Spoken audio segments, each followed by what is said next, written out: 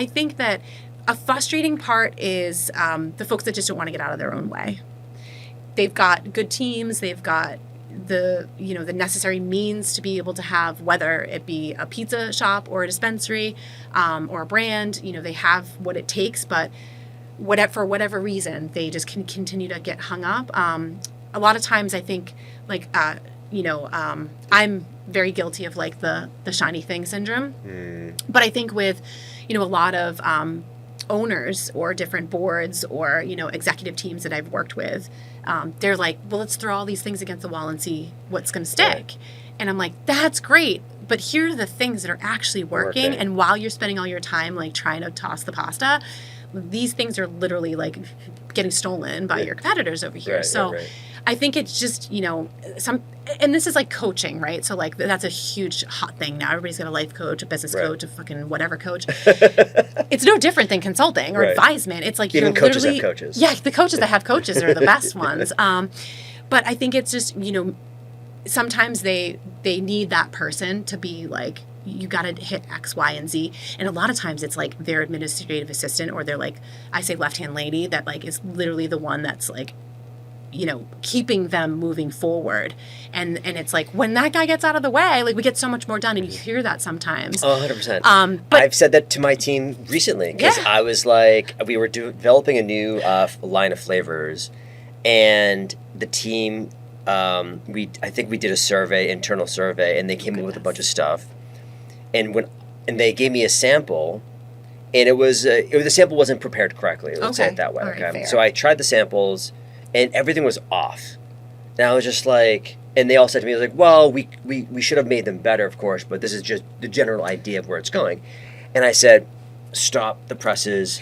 Let's do a whole new survey. Right. Let's get a bunch more data. Let's develop, 15, 20 more flavors, and then come all back together in a couple weeks and actually develop this product correctly, because I want to be proud of every product we put out. It turns out they did all that work and came back and just came up with the same idea, but they just made the samples better. And I was like, well, these taste fantastic. These are awesome. What'd you change? You're like, well, I just made it the right way. I should have just made them the right way the first time. Exactly. And I'm just like, we just spent 3 weeks. We delayed the whole project by 2 or 3 weeks because I went off in this big, I'm the CEO. We got to do this big product development cycle and stuff like that. When in reality, we had awesome tasting ideas. We just didn't execute correctly in the R&D side. Exactly. And if I just got out of the way, they probably would have.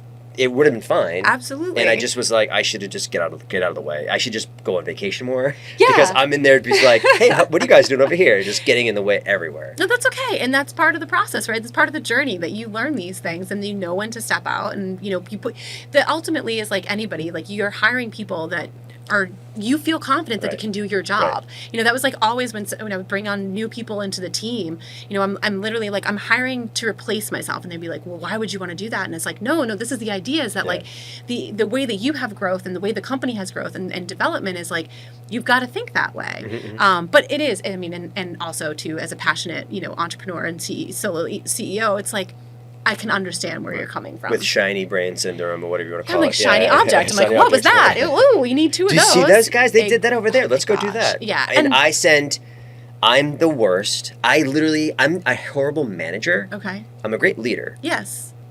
Don't doubt my skills on leadership. Managing is not my cup of tea. Okay. So the first person I actually hire is an operations person typically. Perfect. So I'm just like, you handle like the management of all these things getting done.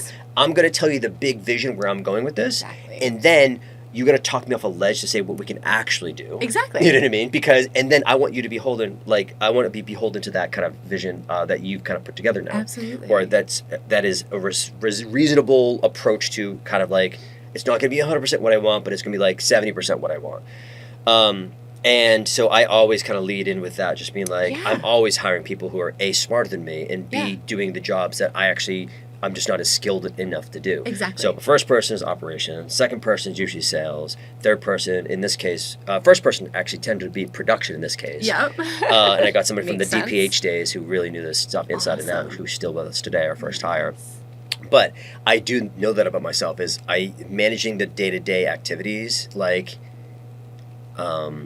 my management style is I will flag a bunch of emails and I'll get back to them. And when I get back to them, I expect people to get back to me quick, which is the worst, right? Yeah. Email etiquette in this industry is like 2 weeks. Yeah, exactly. Yeah. I need it. And I actually, my team, so our customer service side though, I'm like, we have to get back to people within 24 hours. Absolutely, yes. Like that's huge. Yes. Because we're a customer facing brand. 100%. Right. So there's different levels to it, of course. Absolutely. But I've definitely sent a few emails a little bit late, a little bit like over the weekend, and maybe I've also slacked a few times over the weekend and stuff like that. I always try to hold back on it, but if I lose the idea, I feel I've lost something. Yeah. You know? Yeah. I mean, it's a practice, like as anything in life, right? Yeah. And the biggest and the best, advice that I've gotten over the years, because I feel like, early on in a lot of the businesses was like, with Healthy Heady, it was like we were, we expanded, we tried to launch that in multiple states. We were in Canada at one point, doing everything for that. And it was like fail fast, right? Yeah, because we recognized that like, there was a lot that had to go into those components, but it was a great learning experience. Like I take away those components as like, it's part of the journey, right? They all say it's not about the destination, it's about the journey. And that's been something that I've had to like, just relearn or really just kind of like take into account. Yeah,